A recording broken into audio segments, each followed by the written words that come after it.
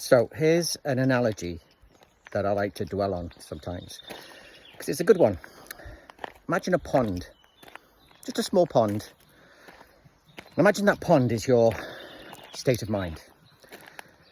And a pond that's not being disturbed is just flat, steady, peaceful.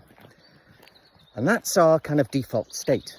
That's where the human mind should be. It's our resting state. And we've all experienced that, right? Where there's nothing particularly getting us down.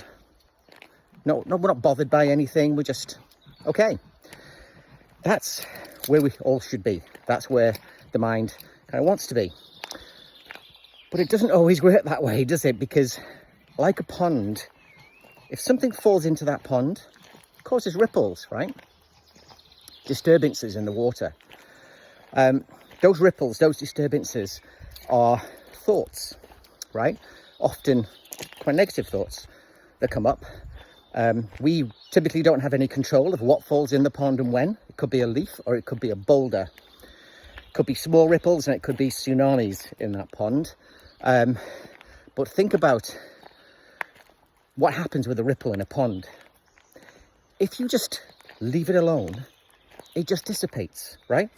It reaches the banks of the pond, it bounces back, but it loses energy and it goes away. That's what ponds are designed to do, right?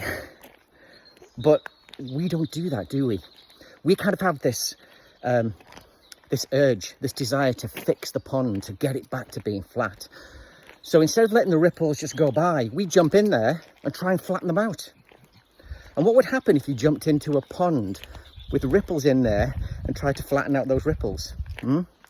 A, you wouldn't be able to, and B, you'd cause more ripples for yourself. And that's what we all do. So how about whenever something falls into that pond, whether it's a small thing or a big thing, just know that it's designed just to ripple across the pond and then go. That's just nature being nature, whether it's water or whether it's thought. It's exactly the same thing. It's just nature being nature. So think about that one, right? And I'll just leave you with this. I'm just talking right now about the surface of the pond, right? Boy, there is so much more beneath that pond. The deeper you go, the more interesting it gets, but I'll leave that for another time. So think about the analogy next time something's disturbing you, getting you down. It's just a ripple. If you leave it alone, it'll go away. I promise you.